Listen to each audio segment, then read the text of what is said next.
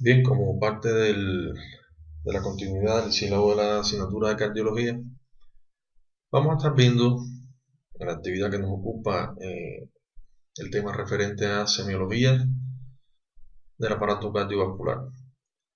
Para ello, en el sumario vamos a estar desarrollando algunos aspectos referentes a el examen físico del aparato cardiovascular, haciendo énfasis en la región precordial. Vamos a revisar también la semiología de los ruidos cardíacos, los soplos y algunas consideraciones sobre los exámenes complementarios que son útiles para el estudio del aparato cardiovascular.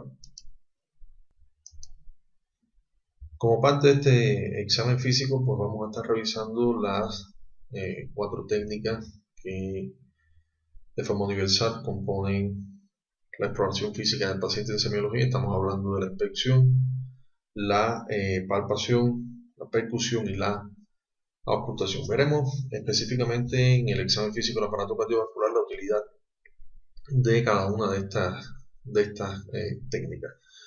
Bien, a la inspección, como su nombre lo dice, pues nosotros estaremos observando la posible presencia de normalidades desde el punto de vista constitucional del individuo, hasta la presencia de lesiones a nivel de la piel, presencia de sudoración, implantación del vello.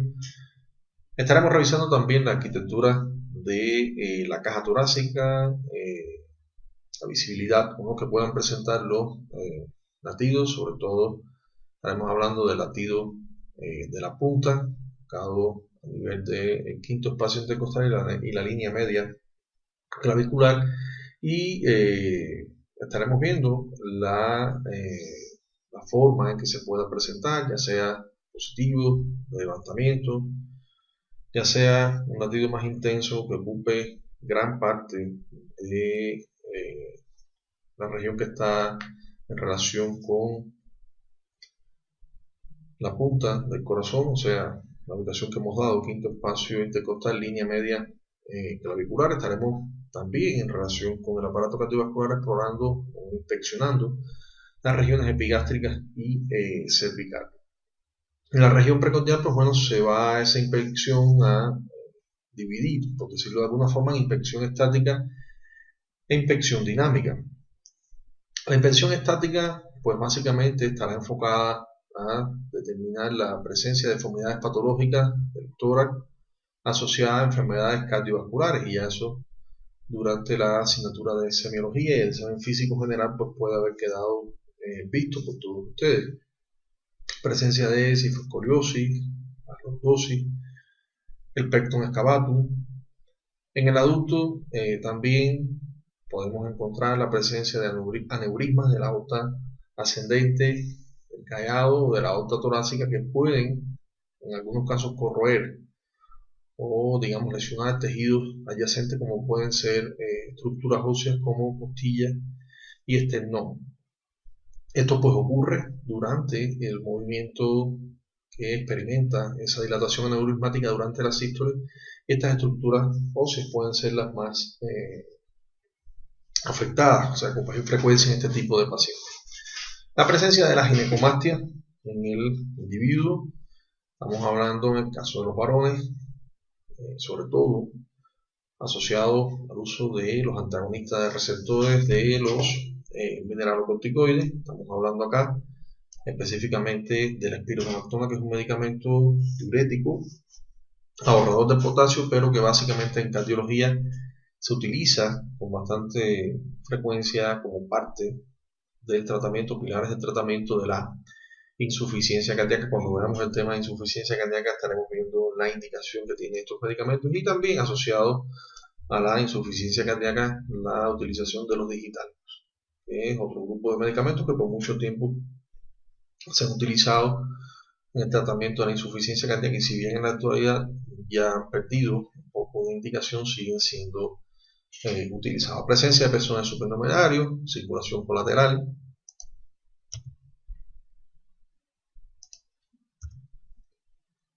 La inspección dinámica entonces se va a centrar, como bien lo dice su nombre, específicamente para determinar el choque de la punta. Vamos a ver entonces las variantes que pueden presentar si existen alteraciones a nivel del choque de la punta en relación con la frecuencia en que ocurre, el ritmo, la situación y la forma en que se lleva a cabo. Choque de la punta, pues, obviamente puede en contextos patológicos pues tener una serie de variaciones o alternativas.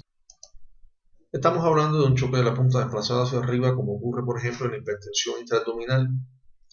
Estamos hablando de la presencia de tumoraciones a nivel de la cavidad abdominal, presencia de ascitis. Al incrementar la presión dentro de la cavidad abdominal, pues produce un ascenso del diafragma de manera tal que ese latido de la punta pues, puede quedar desplazado ligeramente hacia arriba, asociado a este desplazamiento del diafragma. Podemos encontrarlo desplazado hacia abajo entre sexto y séptimo espacio intercostal, como ocurre en el caso de las hipertrofias significativas del ventrículo izquierdo, aneurismas de la aorta torácica, y como ocurre en algunos casos de insuficiencia cardíaca congestiva, pacientes dilatados con presencia de miocardiopatía dilatada, bastante frecuente en individuos con una enfermedad coronaria de largo tiempo de evolución.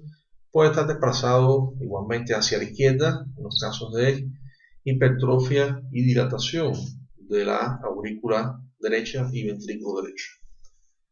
Al crecer las cavidades derechas, ya sean auriculares o ventriculares, pues puede quedar un poco más desplazado hacia la izquierda ese latido de la punta. Es como si las cavidades derechas pues relegaran un poco más hacia atrás y hacia la izquierda la cavidad ventricular izquierda fundamentalmente.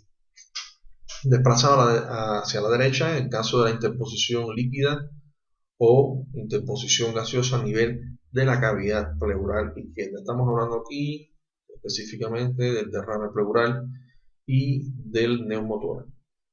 Dependientemente de la magnitud neumotórax o derrames pleurales de gran cuantía, pues entonces al ocupar un espacio importante a nivel de la cavidad pleural izquierda, pues producirían un desplazamiento, un ligero desplazamiento de ese latido de la punta pues hacia la derecha. También lo podemos ver en algunos procesos acompañados de fibrosis y de retracción atelectásica del pulmón derecho. Si ocurre un colapso atelectásico del pulmón derecho, pues obviamente el corazón podrá experimentar un cierto desplazamiento hacia la derecha y con él el latido de la punta.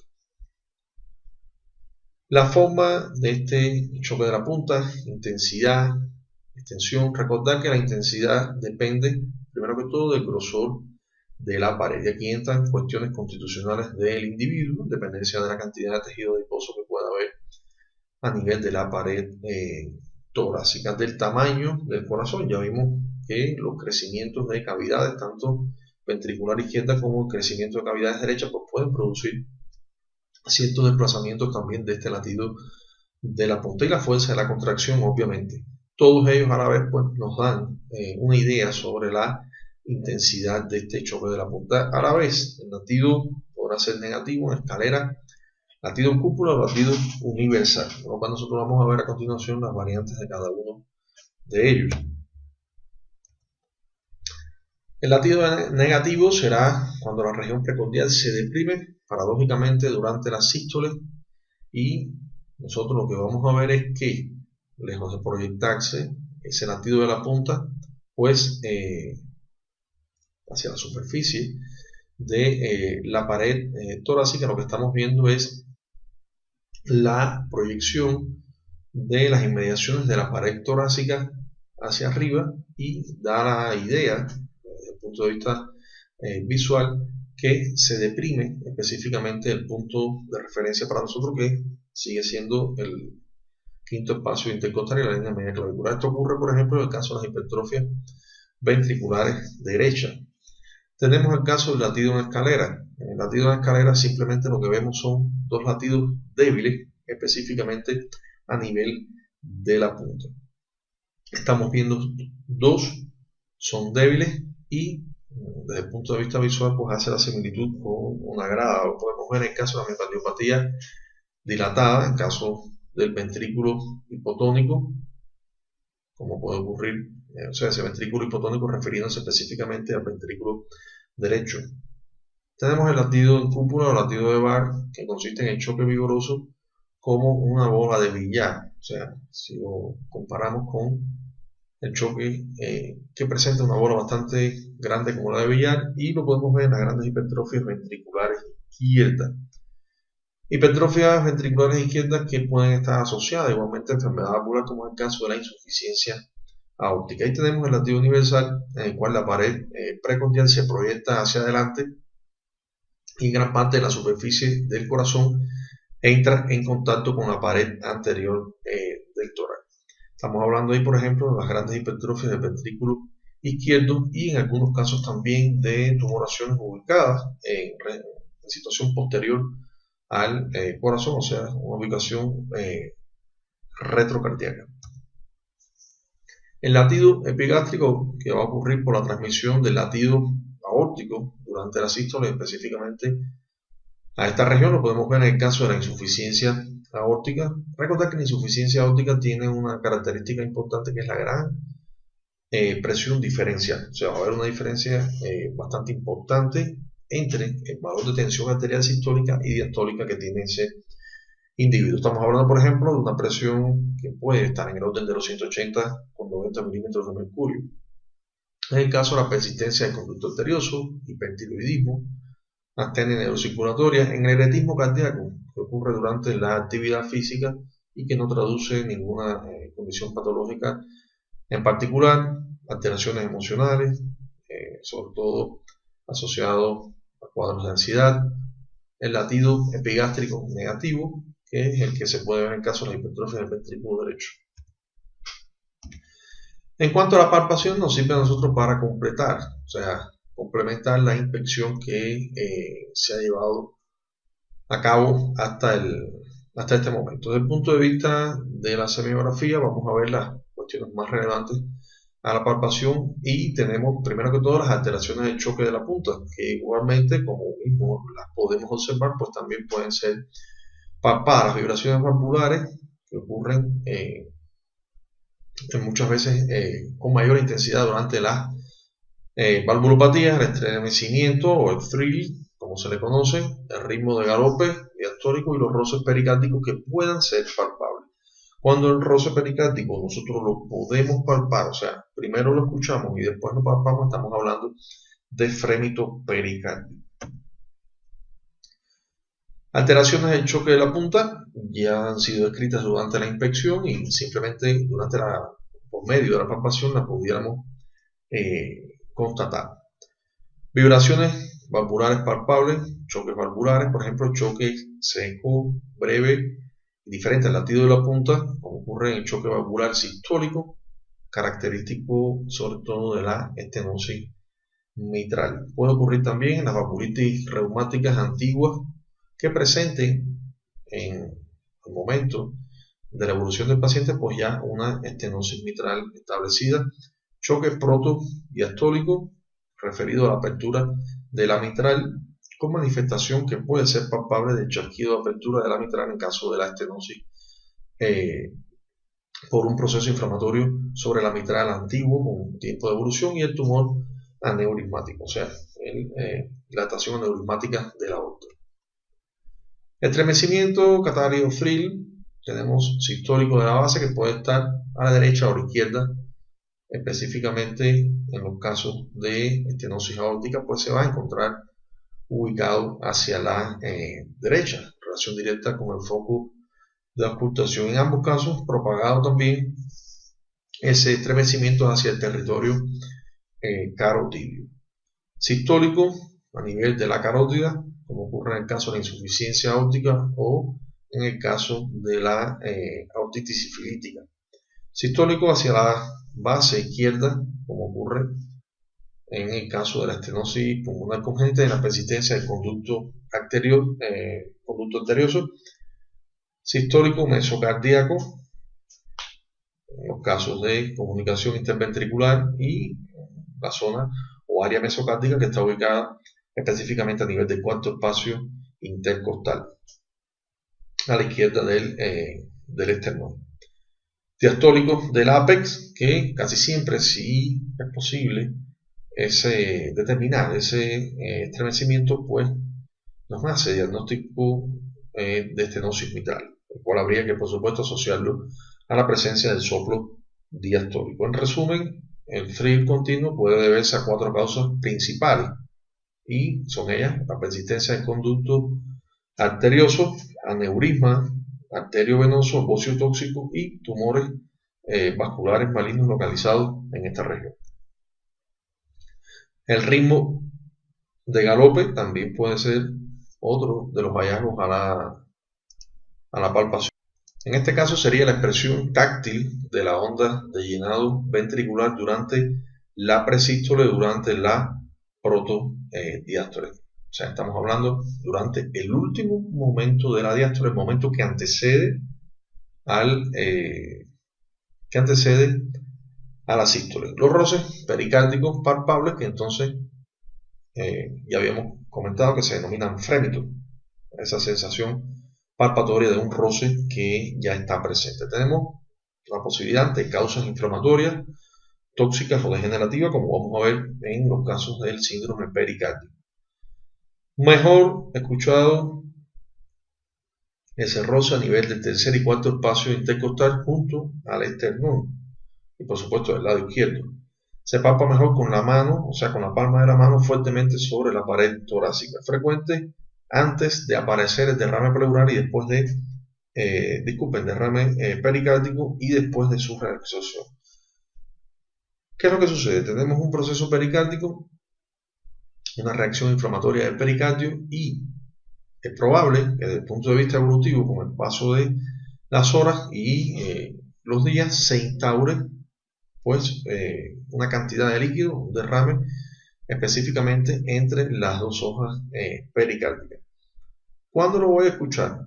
Voy a escuchar el roce antes de interponerse el líquido entre las dos hojas pericárdicas y posterior a su resolución. Son los momentos en los cuales lo voy a poder escuchar. En el momento que el derrame esté establecido, pues es muy probable que no se pueda escuchar, o si se escucha, sea con una intensidad bastante débil. Roce pericárdico, estamos hablando que su sonido es bastante similar al roce del cuero. Cuando apretamos cierta cantidad de cuero con nuestras manos, ese crujir que produce el cuero pues es bastante similar a lo que nosotros vamos a escuchar ante la presencia de un roce pericárdico.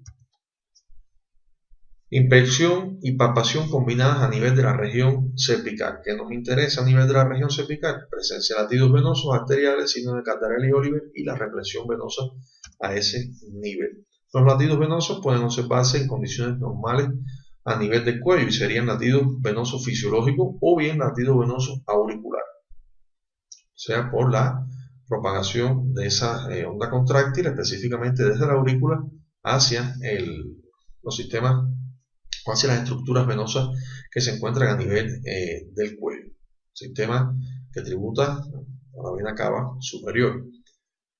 En condiciones el latido es positivo y se llama latido venoso patológico ventricular, y específicamente, como estamos hablando de estructuras venosas a nivel del cuello, lo vamos a asociar con la enfermedad de la válvula tricúspide, en el caso de la insuficiencia tricúspide. Latidos arteriales vamos a tener generalmente, o sea, por su naturaleza arterial, van a ser latidos sistólicos a nivel carotidio, en caso de estados emocionales, ansiedad, relacionada con la actividad física, en los individuos que tienen una función aumentada de la glándula tiroidea, en lesiones propias del vaso, pueden ser en relación con la progresión de la enfermedad aterosclerótica, específicamente a nivel carotidio, y en el caso de la insuficiencia aórtica. El signo de Cantarelli-Oliver consiste en los movimientos de tracción de la tráquea que ocurren específicamente sincronizados durante cada sístole, y la técnica descrita para determinarlo se denomina técnica de Osler. Paciente colocada en posición erecta, ordenándosele que cierre la boca y que eleve lo más que pueda el mentón. Posteriormente se va a tomar el cartílago cricoides entre el dedo índice y el pulgar y se va a ejercer una presión gentil hacia arriba sobre él.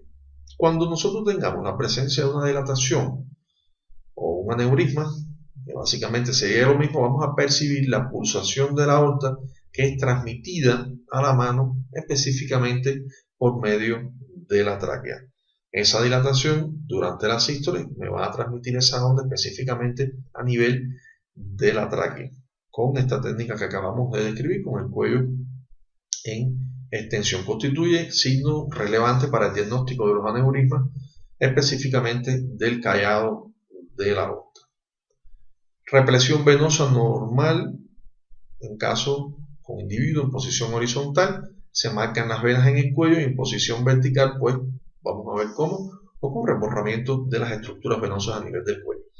Cuando nosotros tengamos las venas cervicales ingurgitadas con el individuo en posición cercana a la vertical, o sea, estamos hablando del individuo en posición de bipedestación y podemos constatar los latidos, tenemos un signo que es bastante relevante para el diagnóstico de la hipertensión venosa.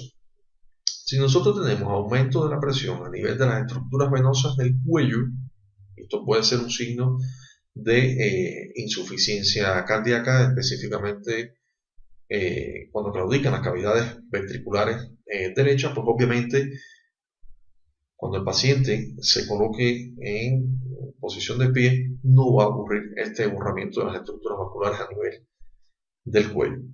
O sea, está explicado igualmente por la éstasis y por la dificultad que existe para el vaciamiento de la aurícula derecha. Si el ventrículo derecho es insuficiente, pues puede haber una sobrecarga de presión y volumen a nivel de la aurícula derecha, de manera tal que la vena, o sea, todo el sistema de la vena cava superior, pues tiene un vaciamiento disminuido, se va a encontrar ingurgitado y por eso se mantiene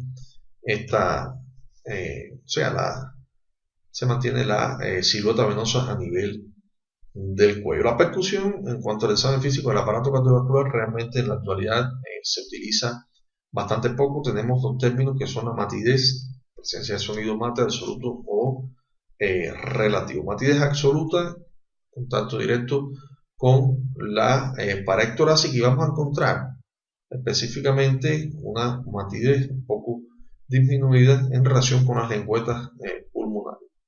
Matidez absoluta, matidez, contacto directo con la pared torácica en el borde derecho, o sea, borde derecho, la matidez relativa, se va a colocar el dedo presímetro, o sea, sobre el cual yo voy a llevar a cabo la percusión en la dirección del eje longitudinal del tórax en el límite derecho y se percute avanzando en sentido transversal hacia la izquierda hasta encontrar la matidez absoluta. Operación que se realiza a nivel de cuarto y quinto espacio intercostal. Para determinar el borde izquierdo hacemos la operación similar, pero entonces sería en sentido contrario.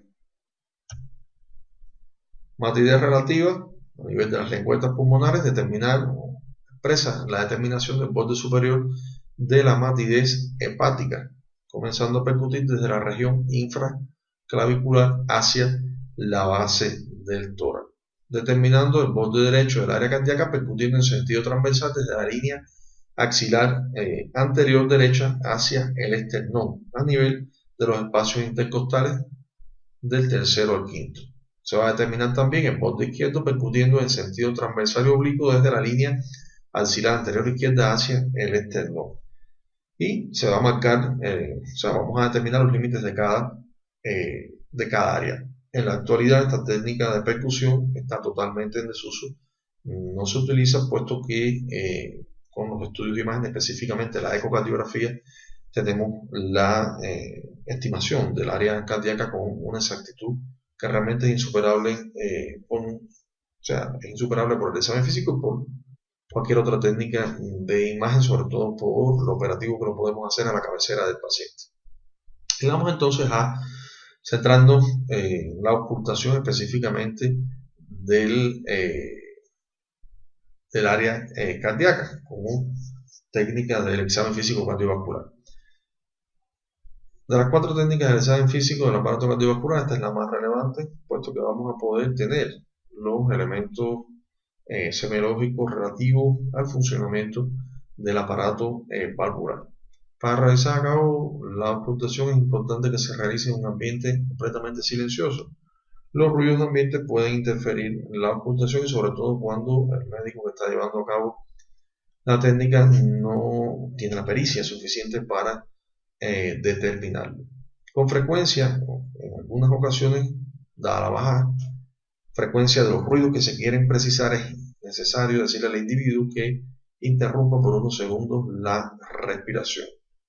Realizarlo en 3 posiciones sucesivas, sentado, acostado y en decúbito lateral izquierdo, para poder comparar la intensidad de los ruidos cardíacos o las características del soplo en cuestión, si es que nosotros precisamos de un soplo. Sobre todo si hablamos de los ruidos hacia la punta, soplos hacia la punta, pues puede ser útil la posición en decúbito lateral izquierdo. Comenzamos la auscultación por el foco tricúspide, porque en orden de afectación o de incidencia de daño valvular es el menos afectado. Posteriormente vamos a ascender a aórtico pulmonar para finalmente terminar a nivel mitral. Durante esta auscultación, pues obviamente nosotros vamos a tener datos sobre la frecuencia cardíaca que tiene el paciente. Cuando ya hay cierta pericia, yo al momento de auscultar puedo saber si esa frecuencia cardíaca está normal, está elevada o se encuentra por debajo de 60. Igualmente, una de las características fundamentales que puedo determinar es el ritmo que tiene de base el paciente, y a grosso modo podré saber si el paciente está arrítmico o si presenta una actividad rítmica. Y la comparación específicamente con el pulso radial. Identificar, muy importante, primer y segundo ruido cardíaco y los silencios, primer y segundo silencio, o sea, sistólico y diastólico. La auscultación se va a hacer en todas estas regiones. Aparte a lo que hemos visto referente a la auscultación de los focos cardíacos, zona mesocárdica a nivel de la horquilla supraesternal, ambas regiones carotidias, sobre todo vamos a ver que algunos de los soplos, como ocurre en enfermedades aórticas, pues tienen irradiación a los vasos del cuello, auscultación de globos oculares, arterias temporales, región epigástrica y también a nivel de ambos flancos en el abdomen, específicamente buscando patología a nivel de las arterias renales, como ocurre en el caso de la estenosis. Con el estetoscopio, sin levantar del foco mitral, ayudar al paciente a ponerse en decúbito lateral izquierdo, o sea, no es auscultar foco mitral con el paciente en decúbito supino, retirar el estetoscopio y ubicarlo en decúbito lateral izquierdo. La idea es que no se retire en ningún momento el estetoscopio. Igualmente, sin levantar de la base, ayudar al paciente a sentarse ligeramente inclinado hacia adelante, de manera que podamos exponer un poco más la base del corazón. En cuanto a la semiología de los soplos, es importante determinar la localización. La localización expresamente va a estar en relación con los focos de auscultación, tal y como acabamos de explicar con anterioridad. Estamos hablando de focos aórtico pulmonar, aórtico segundo espacio intercostal a la derecha del esternón, pulmonar del lado izquierdo, foco tricuspidio, quinto espacio a la izquierda del esternón y quinto espacio línea media clavicular del foco mitral. Es importante determinar la irradiación también. Con frecuencia los soplos de la base se irradian hacia la punta y viceversa. Nosotros tendremos que determinar en qué foco de auscultación la intensidad es mayor.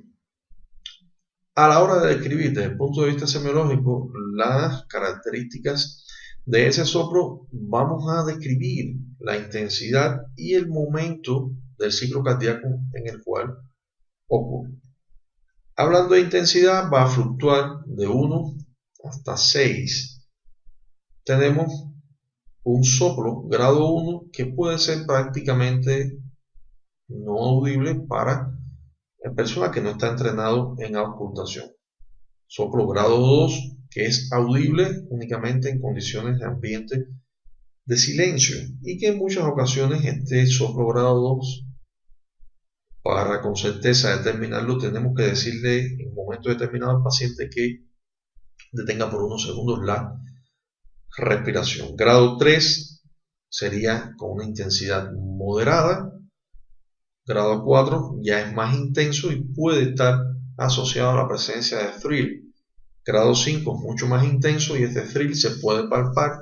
Y el grado 6, que es cuando es audible solamente con colocarnos cercanos al paciente. No hay necesidad de utilizar el estetoscopio. Recordar que los soplos, si bien acá hemos descrito del 1 al 6 con la numeración ordinal en historia clínica, nosotros vamos a colocar los soplos en números romanos. Estamos hablando, por ejemplo, soplo 2 sobre 6.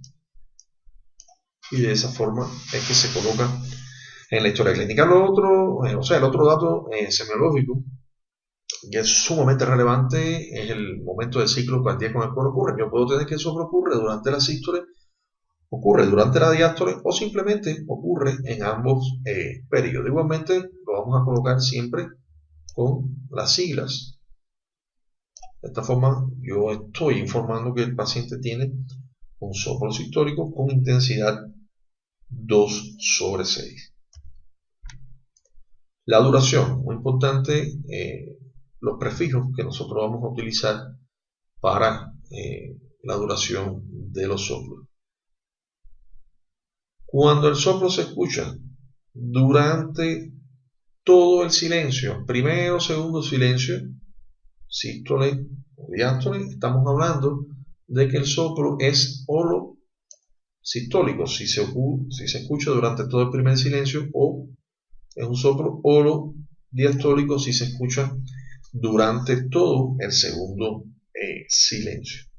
Posteriormente nosotros podemos encontrarnos con un soplo que se escucha al principio hacia la mitad o hacia el final de del silencio, ya sea primero o segundo silencio, y los prefijos utilizados serán proto, siempre que se escucha en el primer momento del silencio correspondiente, meso, cuando se escucha hacia la mitad, y finalmente tele, cuando se escucha hacia el final del silencio sistólico o diastólico. Vamos a graficar esto para la mejor comprensión. Tenemos acá este punto, la ubicación de el primer ruido. Primer ruido cardíaco.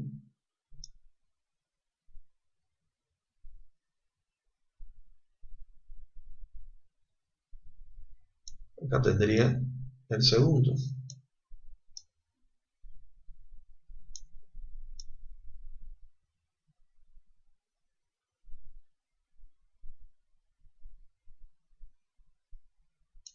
Y posteriormente, bueno,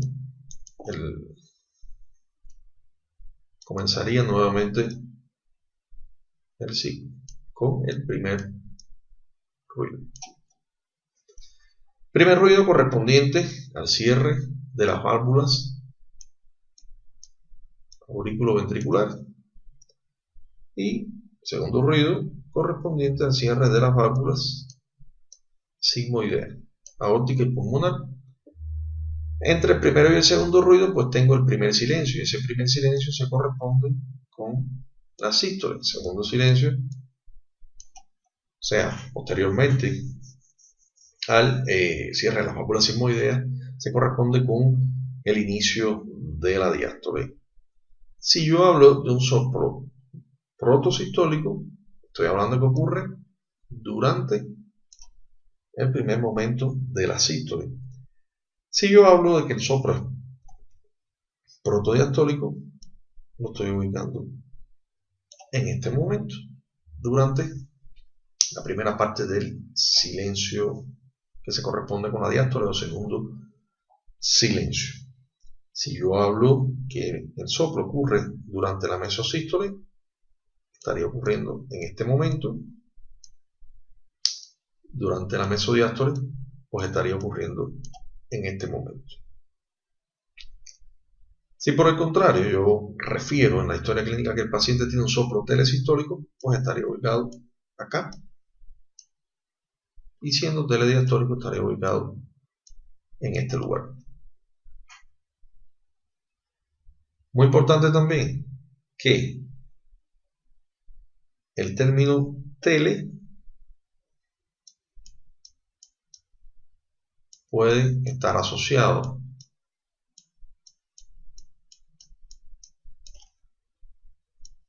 al término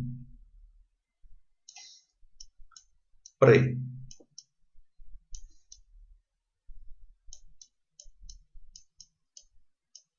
Vamos a explicar en qué consiste. Si yo tengo un soplo que es telesistólico, ocurre al final del primer silencio, a su vez ese soplo telesistólico será un soplo prediastólico. O sea, antecede al comienzo de la diástole. Si yo tengo un soplo que es telediastólico, pues ese soplo a su vez será presistólico. Recuerden que acá comenzaría nuevamente la sístole. Destacar los tiempos de duración. En condiciones fisiológicas, aproximadamente la diástole dura el doble de tiempo que dura la sístole. A medida que la frecuencia cardíaca del individuo se aumenta, pues se va acortando el periodo diastólico o de llenado ventricular. Vamos a ver en cuanto al tono, que puede ser alto, agudo, bajo o grave, en dependencia de la valvulopatía que se trate, y vamos a ver en cuanto al timbre, que puede tener algunas variedades. Dentro de las más específicas, el soplo como chorro de vapor característico de la insuficiencia mitral. Las modificaciones pueden ocurrir con los cambios de posición. Si yo tengo un soplo hacia los focos aórtico y pulmonar, si yo coloco al individuo sentado hacia adelante, pues puedo aumentar la intensidad de ese soplo. Igualmente, si el soplo es hacia la punta, en posición de decúbito lateral izquierdo, puedo tener una modificación, una mayor intensidad del mismo. Puede estar relacionado también a la ventilación, presencia o realización de actividad física. Se puede modificar con algunos tratamientos, y cuando veamos específicamente las enfermedades vasculares vamos a estar viendo estas cuestiones en detalle. En cuanto a la presencia de soplos en base a la enfermedad vascular que pueda estar presente, vamos a ver que en el caso de estenosis mitral, el individuo va a tener la presencia de un ritmo que se denomina ritmo de Duros-Sies. Acá lo tenemos. Y comprende un soplo que es presistólico, que dice que la brillantez del primer ruido y después de un pequeño silencio, la duplicación del segundo ruido. Porque, como acabamos de ver, es presistólico. Si este soplo es presistólico, entonces yo sé que el soplo de la estenosis mitral es un soplo telediastólico.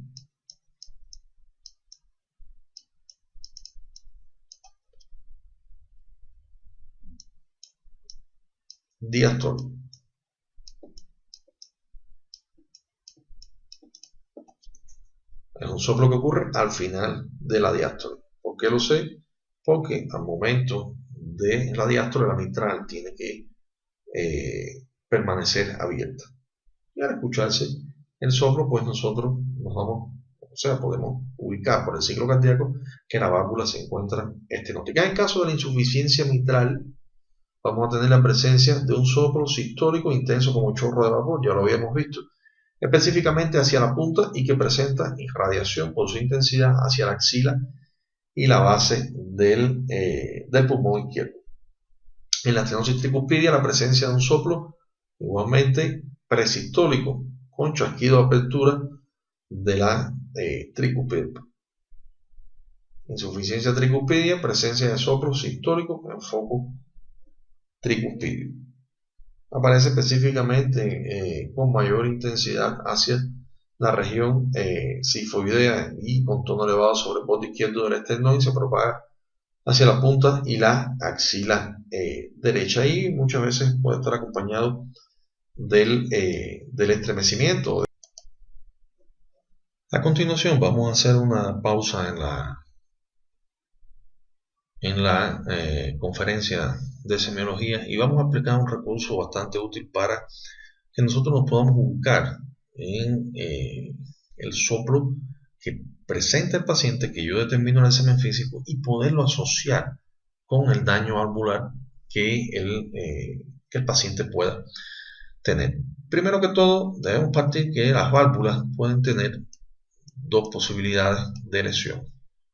Estamos hablando de la estenosis y de la insuficiencia.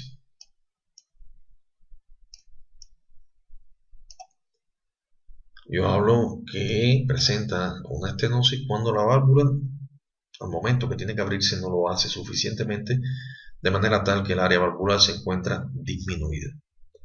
Yo me refiero a que una válvula es insuficiente cuando, al momento de cerrar, no lo hace de forma adecuada. Como no cierra completamente esa válvula, en el caso de la insuficiencia va a ocurrir un fenómeno que se denomina regurgitación.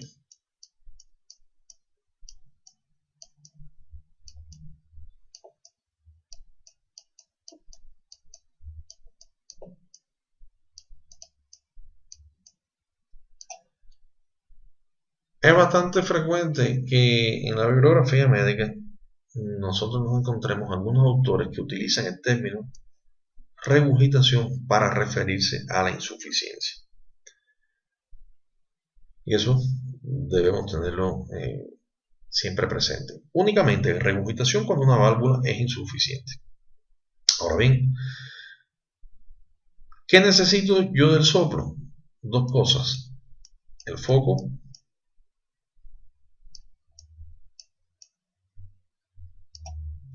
y el momento en que ocurre.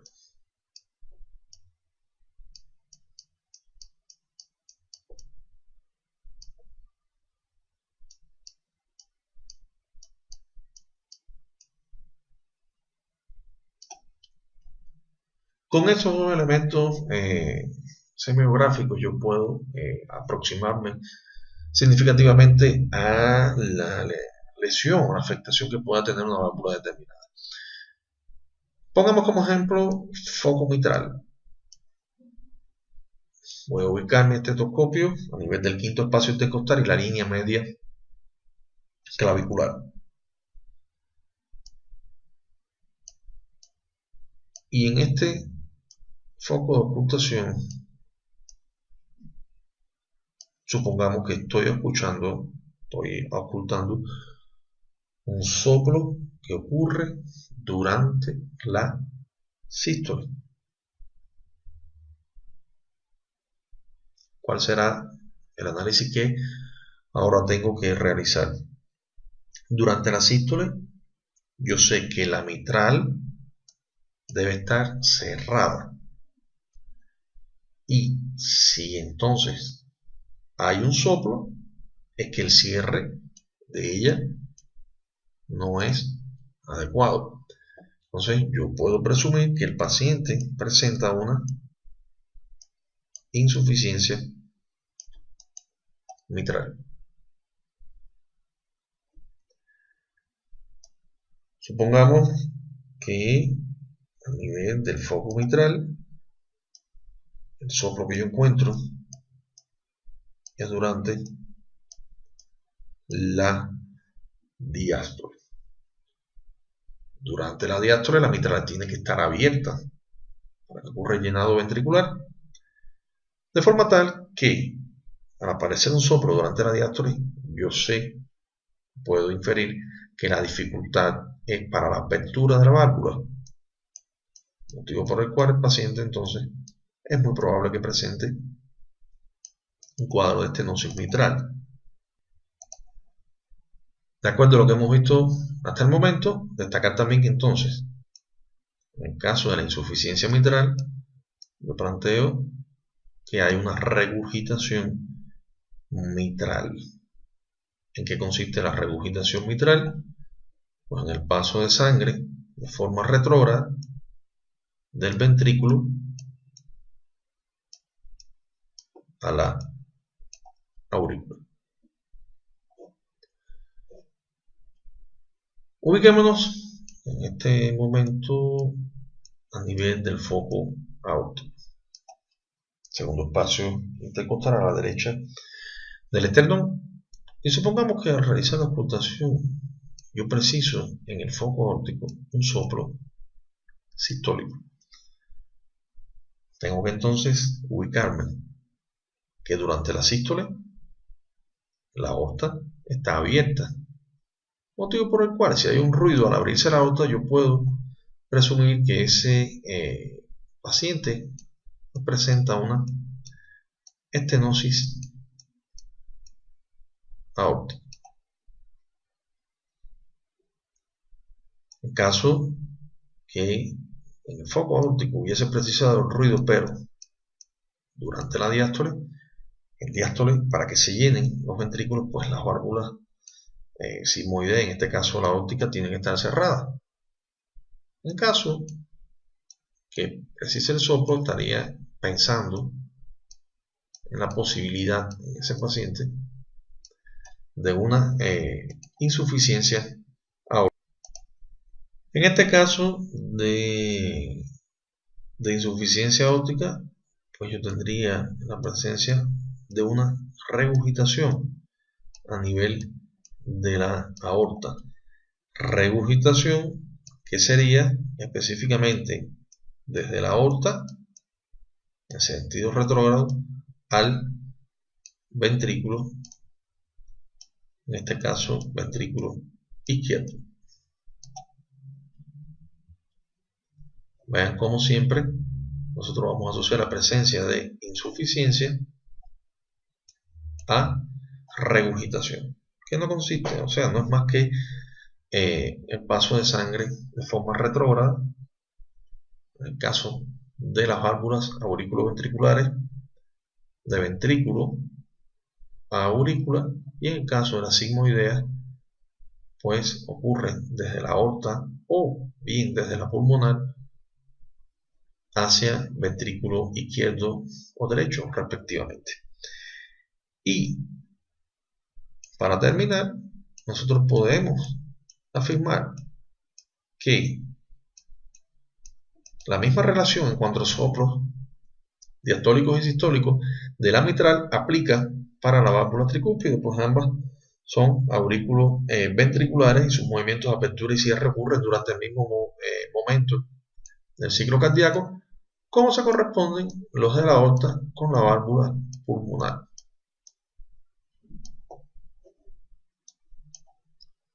Hasta aquí una breve explicación de los elementos más importantes sobre el soplo referentes a la ubicación del mismo acorde al foco de auscultación y el momento del ciclo cardíaco en el cual ocurre para poderlo correlacionar con el posible daño valvular que pueda presentar el paciente.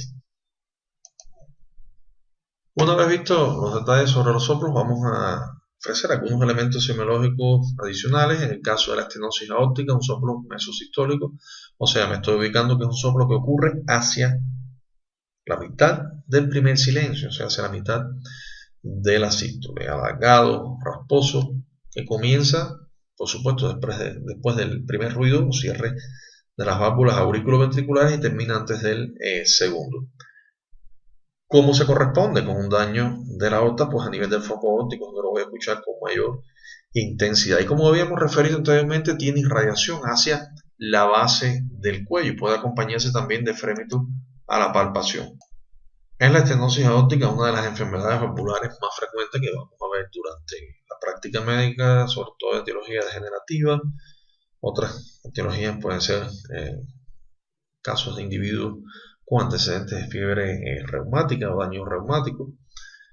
En el caso de la insuficiencia aórtica puede aparecer un soplo diastólico suave, aspirativo y que tiene un tono alto y que se escucha fundamentalmente a lo largo del borde del esternón del lado izquierdo, el paciente inclinado hacia adelante, y sobre todo yo puedo optimizar esa ocultación con el paciente en apnea una vez haya terminado la expiración. Termina el ciclo completo y después de la expiración le digo que retenga o aguante la respiración solamente por unos segundos. Y como se trata de un soplo que se corresponde con una lesión de una válvula hacia la base, pues por supuesto que el individuo inclinado hacia adelante pues expone la válvula mucho más a la pared torácica y puedo yo pues llegar a escucharlo y a describirlo de mejor manera. También puede presentar o puede determinarse un arrastre durante la diástole sin presencia de frémito. En el caso de la estenosis pulmonar, el soplo será sistólico intenso y ubicado con mayor intensidad hacia el foco pulmonar. En la insuficiencia pulmonar, el soplo diastólico discreto, sin frémito, y que se propaga a lo largo del esternón o del borde izquierdo del esternón. Ese soplo de insuficiencia pulmonar con esas características a lo largo de todo el borde del esternón se denomina soplo de Graham-Steele. Y el segundo ruido que puede estar reforzado o desdoblado. Otras alteraciones en cuanto a los ruidos, aumentos de la intensidad de los ruidos cardíacos. ¿En qué individuo yo puedo percibir aumento de los ruidos cardíacos? Pues obviamente en individuos que sean delgados, los cuales el grosor de la pared torácica pues es mucho menor. Hay individuos con fibrosis retráctil de la lengüeta pulmonar, de manera que el corazón esté más expuesto. En el caso de los tumores retrocardíacos, que me proyectarían el corazón hacia adelante durante la actividad física, relacionado con el aumento del gasto y de la frecuencia, ansiedad, hipertiroidismo, anemia, fiebre y otros casos que también demanden gastos cardíacos superiores. Disminución de la intensidad de ambos ruidos, pues básicamente aumento del grosor de la pared, como puede ocurrir en la obesidad, en caso del edema, mixedema, derrame pleural del lado izquierdo. Recuerden la posición anatómica del corazón, enfisema pulmonar, o sea, el atrapamiento aéreo a nivel de los campos pulmonares por pérdida de unidades alveolares, en caso de la pericarditis constrictiva o con derrames, miocarditis, infartos, estados de shock, individuos premortem, pues obviamente los ruidos cardíacos van a estar considerablemente disminuidos.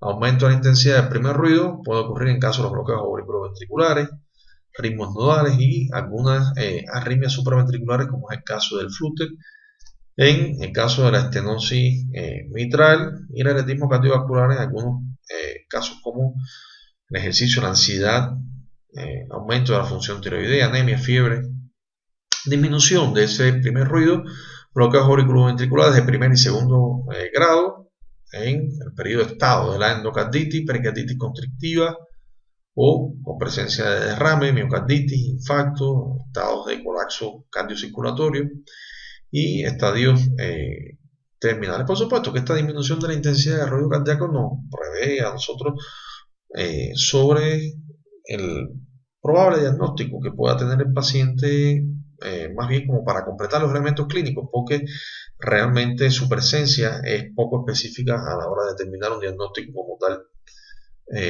con mayor precisión. Aumento del segundo ruido aórtico, en el caso del anetismo cardiovascular, la hipertensión arterial severa, que obviamente con un aumento considerable de la poscarga pues hace que sea mucho más intenso el cierre de las válvulas sigmoideas. En el caso de aumento del segundo ruido pulmonar, pues que se correspondería con el aumento de la poscarga, pero en este caso la poscarga referente al ventrículo derecho, y estamos hablando entonces de la presión que exista a nivel de la pulmonar. Disminución del segundo ruido aórtico en el caso de la estenosis aórtica, la hipotensión arterial severa o en el caso de los estados de shock. Con respecto a la estenosis aórtica, destacar que la intensidad del soplo no es directamente proporcional a la severidad de la enfermedad, es algo que debe tenerse en cuenta también. No podemos establecer nosotros severidad ligera, moderada o severa de una estenosis aórtica en relación con la intensidad del soplo que estaremos escuchando. Disminución del segundo ruido pulmonar en el caso entonces de la estenosis de la pulmonar. Alteraciones del timbre de ambos ruidos en el caso del individuo con distensión abdominal, ilio, analítico, presencia, por ejemplo, de interposición gaseosa entre las pleuras, como el caso del neumotórax, el caso del neumopericardio, alteraciones del timbre del primer ruido, el caso de la estenosis mitral con un primer ruido intenso, puede ser seco, chasqueante. En el caso de la hipertrofia ventricular izquierda, alteraciones del timbre del segundo ruido, en el caso de la hipertensión arterial. Esto tiene mucha relación también con la intensidad de los ruidos, como vimos con anterioridad. Desdoblamiento de los ruidos, o sea, desdoblamiento del primer ruido puede ser benigno, puede aparecer en los trastornos de la conducción del impulso eléctrico a través de las ramas de las de Higgs. Desdoblamiento inspiratorio del segundo ruido, que es un hallazgo normal, sobre todo en individuos jóvenes y también presente en algunos individuos con bloqueos de rama derecha. Desdoblamiento inspiratorio o paradójico del segundo ruido, bloqueo de rama izquierda, estenosis aórtica y desdoblamiento fijo del segundo ruido, como suele ocurrir en las comunicaciones interauriculares, sobre todo cuando existe un componente pulmonar reforzado y pequeño soplo pulmonar de eyección. Ritmo de galope o sistólico con frecuencias benigno y puede aparecer en estados de estenosis o dilatación aórtica pulmonar. El galope diastólico estaría entonces en relación con el bloqueo auriculoventricular de primero y segundo grado, así como una hipertensión arterial. Galope diastólico ventricular en el caso de insuficiencia cardíaca, sobre todo en individuos con dilatación de cavidad ventricular izquierda, agudamente descompensado, enfermedades del miocardio, infarto agudo, y en el edema agudo, caso también del cuadro de insuficiencia ventricular izquierda aguda. El frote pericárdico, pues en caso de la pericarditis seca o la pericarditis con derrame, siempre haciendo la salvedad que ya habíamos referido. Aparece el derrame antes o después, aparece el soplo antes o después de instaurado el derrame, porque en el momento que el derrame esté completamente instaurado, pues no va a haber roce de las hojas pericárdicas que están inflamadas. Y el ruido similar al que hace el cuero, como ya habíamos explicado. Para la técnica de la toma de la tensión arterial, primero que todo debemos ubicar la arteria radial con la punta de los dedos de la mano no dominante nuestra, por la posibilidad de que nos pueda falsear el pulso y sea una dificultad a la hora de determinar posteriormente la toma de la tensión arterial. Enrollar el manguito completamente, desinflado, cómodo, suavemente. Muchas veces el manguito presenta aire en el interior y esto no debe hacerse porque me puede falsear el resultado de la tensión arterial. Otra cuestión importante es que hay que quitar toda la ropa que tenga el individuo sobre el brazo.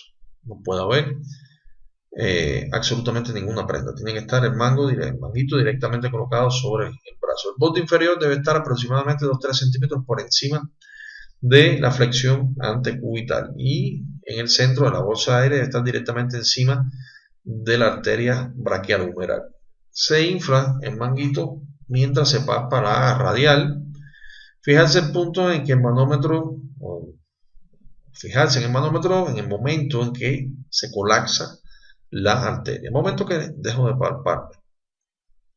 Esto permite entonces un estimado grosero de la presión sistólica. Obviamente al momento que yo colapse la arteria y no tenga la presencia de pulso, pues es que la tensión del manguito ha superado la que presenta la arteria y en este caso podría muy groseramente determinar la presión sistólica. Posteriormente desinflamos el manguito lentamente, se busca la braquial por palpación o colocar el diafragma o campana del estetoscopio específicamente sobre el mismo. Se cierra de nuevo la válvula, se insufla el aire del manguito nuevamente y se bombea hasta que la lectura del manómetro esté 20 milímetros por encima del valor sistólico que se obtuvo durante la palpación. A veces esto en la práctica y sobre todo con la premura con que se trabaja no se realiza, pero debemos tenerlo presente siempre que sea posible para realizarlo. Desinflar posteriormente el manguito, se oculta la braquial a razón de 2 o 3 milímetros de mercurio por segundo, o sea, en esa intensidad que lo voy a desinflar. Según el manguito se desinfla, fijarse en la lectura del manómetro cuando oiga el primer ruido de Korokov. Esta será entonces la presión sistólica, que ya tenía una idea de cuál podía ser una vez se colapsó la radial cuando se insuflaba el manguito. Lee la primera presión diastólica en el punto en que los ruidos se apagan. La segunda presión diastólica en el punto en que el sonido desaparece completamente. Finalmente desinflo el manguito y se realiza una segunda medida para comparar. En caso de que sea la diferencia mayor a 10, pues esperar unos minutos para hacer una tercera medición y definir completamente la tensión del paciente. Esto debe repetirse en el miembro opuesto o también debe realizarse en los miembros inferiores, algo que realmente en la práctica es un poco difícil de hacer. Chequear la presión del paciente igualmente sentado y de pie y registrar los hallazgos del mismo. El latido de la punta visible hasta o hacia el quinto espacio intercostal izquierdo, línea media clavicular, único, rítmico y que abarca un área de 2 a 3 centímetros de diámetro. De esa forma debe ser descrito en la historia clínica. A la ocultación, los ruidos cardíacos, voy a hacer referencia al tono, la intensidad y la presencia no de desdoblamientos y soplo. En caso de que haya soplo, describirlo como vimos con anterioridad, especificando el tiempo del ciclo cardíaco o en el silencio que ocurre y la intensidad del mismo. La presencia de pulsos que estén presentes y que además sean sincrónicos, con buena amplitud, con buen ritmo, refiriendo frecuencia cardíaca y tensión arterial. De esta forma es que yo voy a registrar lo que he encontrado en el examen físico del individuo en la historia clínica. Esto en caso de un paciente sano, ya hemos visto las posibles alteraciones o posibles hallazgos que podemos encontrar patológicos y los describiremos igualmente en estos espacios. Para ello se va a revisar el libro de propedéutica clínica, los capítulos 39, 40 y 41. En el estudio individual pues está a revisar la utilidad de los exámenes como cateterismo cardíaco, punción pericárdica, radiografía, electro, tomografía, resonancia y la prueba ergométrica. Esto lo revisarán para complementar el estudio de los diferentes síndromes del aparato cardiovascular que vamos a ver a continuación y posteriormente, a medida que vayamos desarrollando el sílabo y las diferentes condiciones cardiovasculares, pues estaremos tocando específicamente la aplicación de cada uno de estos exámenes para el estudio del paciente cardiovascular.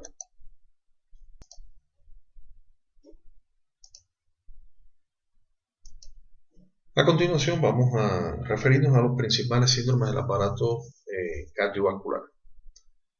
Vamos a estar viendo los elementos clínicos más relevantes del síndrome de shock, toda vez que en cardiología nos vamos a centrar en el estudio en particular del shock cardiogénico, síndrome de insuficiencia cardíaca, síndrome clínico neumoral que está caracterizado por el desbalance entre el gasto cardíaco, el aporte de volumen sanguíneo a los tejidos y la demanda de estos. Síndrome de insuficiencia coronaria, hipertensión arterial, pericárdico, taponamiento cardíaco e hipertensión venosa. Síndromes que debemos conocer para poder avanzar durante el proceso diagnóstico, específicamente en las diferentes cardiopatías.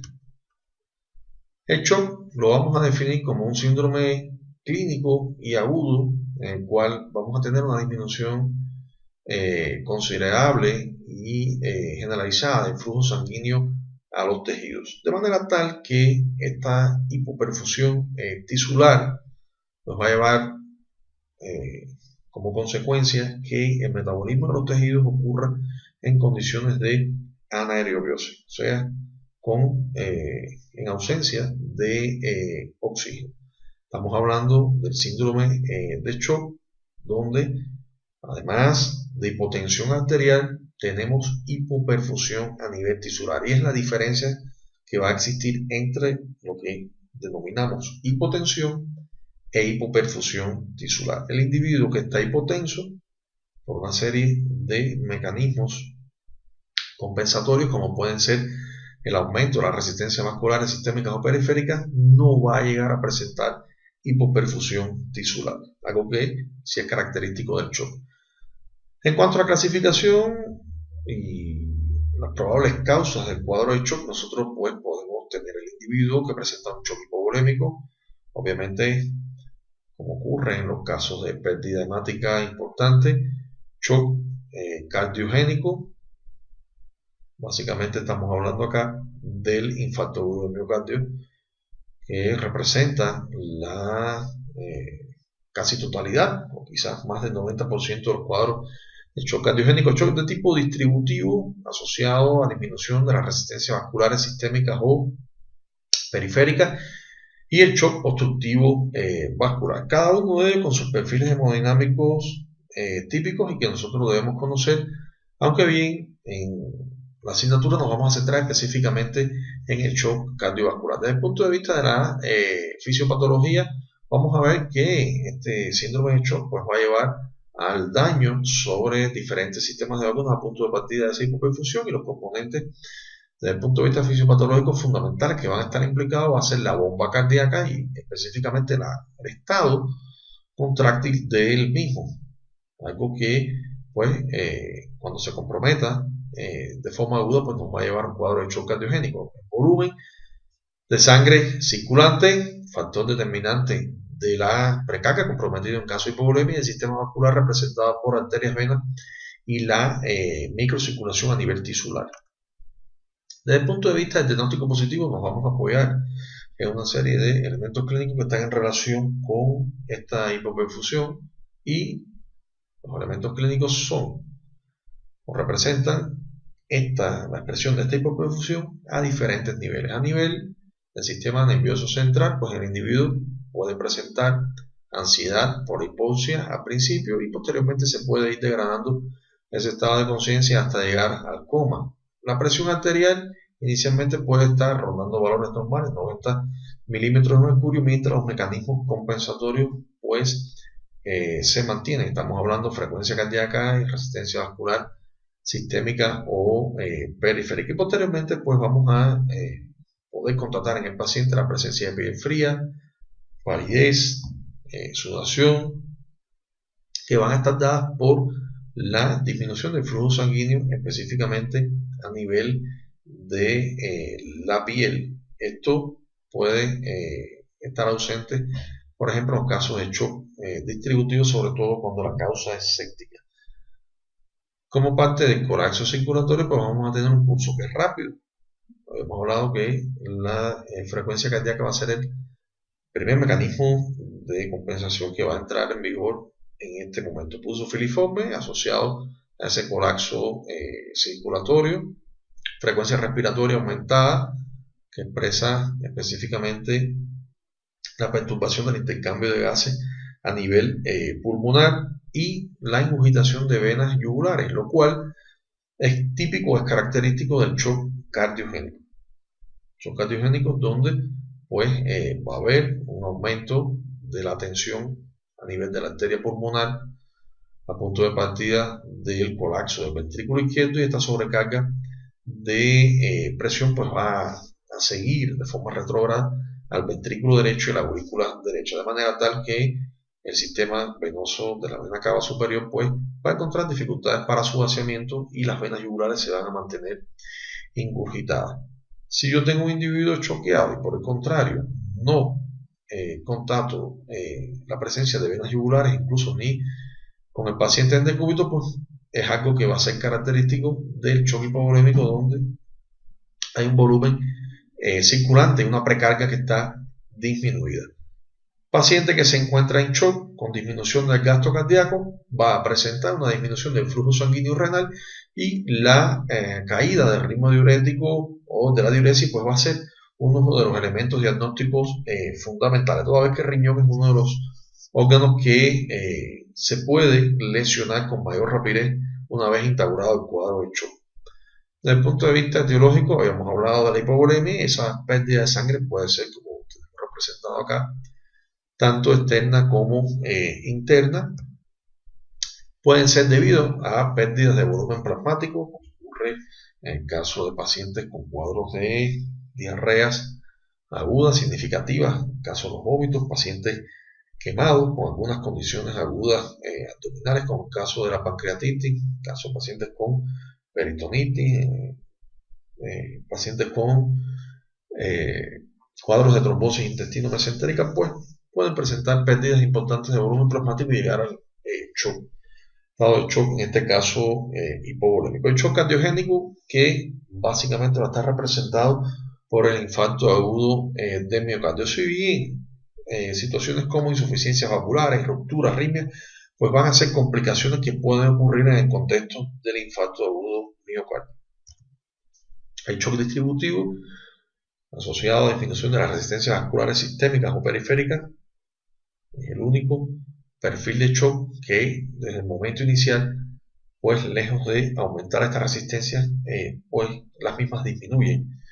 Acá tenemos la sepsis, la anafilaxia, los traumatismos medulares, sección medular, anestésicos y producidos por narcóticos y barbitúricos. En el caso del shock obstructivo estaríamos hablando de la embolia pulmonar, taponamiento pericárdico, neumotora, atención, disección aneurismática, obstrucción del sistema de la vena cava, y básicamente pues habla de un insuficiente llenado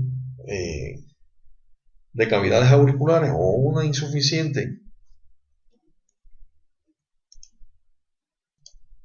En el caso de la obstrucción de la vena, o sea, el sistema de la vena cava, ya sea tanto vena cava superior como inferior, pues la disminución de la precarga o el aumento de la poscarga, específicamente a nivel del ventrículo derecho, que ocurre en la embolia pulmonar, y todas ellas, bueno, con la consecuente disminución del gasto cardíaco. El síndrome de insuficiencia coronaria, ya habíamos hablado ya el desequilibrio entre el aporte por medio del gasto cardíaco del corazón y las necesidades metabólicas a nivel de los tejidos periféricos.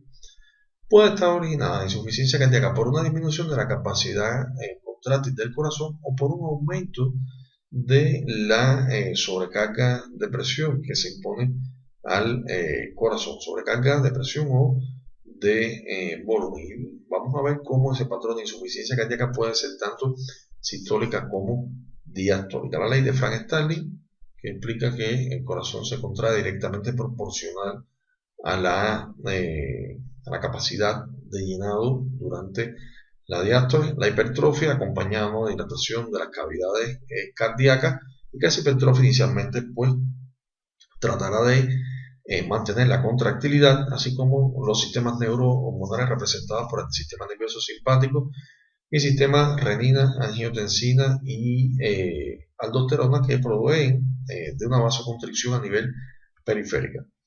Desde el punto de vista clínico, la vamos a clasificar por la presencia de síntomas y signos dependientes a la afectación de la cavidad ventricular izquierda, derecha o ambas a la vez. Y debemos saber identificar entonces los elementos clínicos en el caso de la insuficiencia ventricular izquierda, que van a tener sus repercusiones específicamente a nivel respiratorio, así como las cavidades derechas, que una vez claudicadas pues van a ser responsables de sintomatología, sobre todo a nivel hepático y renal. Y la insuficiencia cardíaca global, que agruparía pues la sintomatología de ambas. En el caso de la insuficiencia ventricular izquierda, pues cuando falla el ventrículo izquierdo, pues va a haber un grado de congestión, se va a condicionar una congestión pulmonar significativa con una sobrecarga de volúmenes y presiones a nivel de la pulmonar, y esto va a dificultar el intercambio de gases. Aquí tenemos la posición ortopnéica que adoptan algunos de estos individuos, con la cual tratan de aumentar los diámetros anteroposteriores del tórax para mejorar el proceso de ventilación pulmonar. Desde el punto de vista clínico, los elementos que la distinguen, por supuesto, la taquicardia, ya lo referimos, la disnea de esfuerzo. Es importante caracterizar esta disnea que está asociada a la actividad física.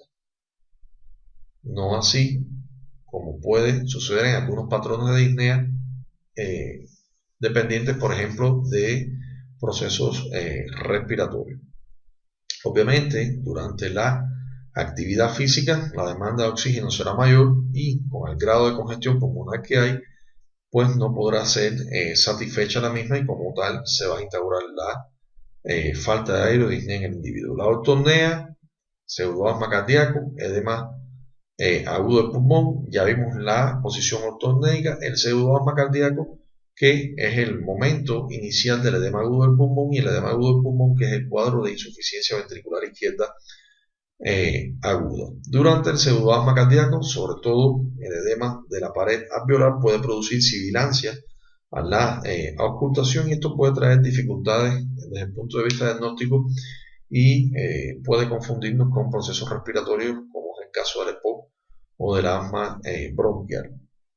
Una vez instaurado el edema agudo del pulmón, pues el cuadro de disnea intensa y la presencia de crepitantes húmedos que van a comenzar a nivel de ambas bases, pero que van a ir ascendiendo de forma progresiva. En el individuo crónico puede presentar, de acuerdo al grado de compensación o al grado de su capacidad funcional, pues estertores húmedos a nivel de ambas bases pulmonares. Latido de la punta, que igualmente puede estar desplazado, ritmo de galope, pulso alternante, y la respiración de Cheyne-Stokes, que es un tipo de arritmia respiratoria. En el caso de la respiración de Cheyne-Stokes, tendremos una respiración que tiene aproximadamente esta intensidad. Cada vez la intensidad de la respiración se va incrementando hasta que comienza a decrecer.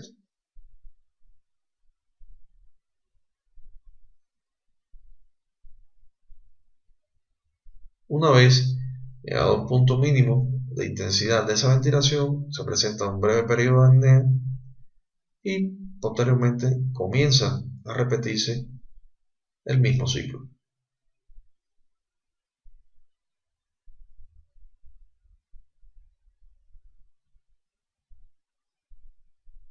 De esa forma ocurre una y otra vez.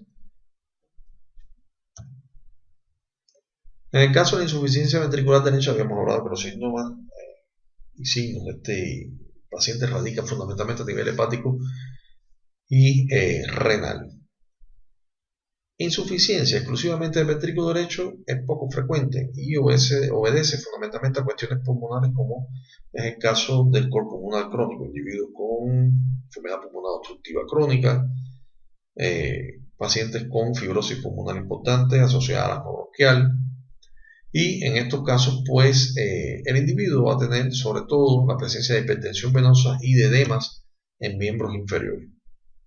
Vamos a encontrar la presencia de hepatomegalia dolorosa, hepatomegalia congestiva, y que con el paciente en decúbito, al nosotros presionar sobre el hipocondrio derecho, sobre esa hepatomegalia, podemos conseguir la ingurgitación de las venas yugulares, en lo que se conoce como reflujo hepatoyugular. La presencia de la oliguria, los edemas periféricos, y ya habíamos hablado de las estructuras venosas del cuello. Con frecuencia la insuficiencia del ventrículo derecho ocurre al cabo del tiempo de evolución de la insuficiencia ventricular izquierda.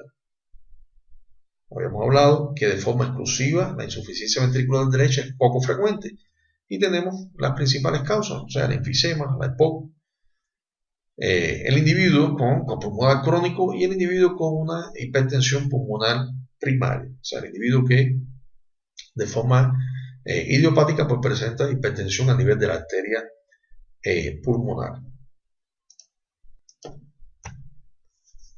A modo de resumen, y en el libro lo pueden encontrar, vamos a ver algunos aspectos clínicos, imagenológicos, del electrocardiograma, de ecografía, de antecedentes patológicos del paciente, que van a diferenciar la insuficiencia cardíaca sistólica de la diastólica.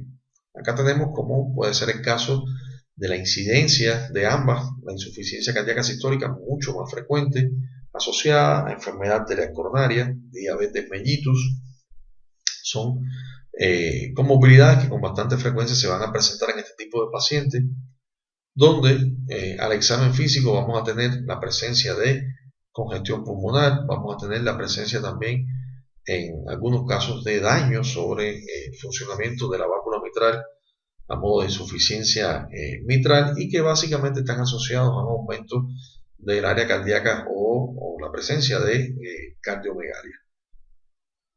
Desde el punto de vista fisiopatológico, hablamos de una insuficiencia cardíaca sistólica cuando está comprometida la contractilidad del ventrículo izquierdo, de manera tal que el volumen de eyección se compromete y cae el gasto cardíaco.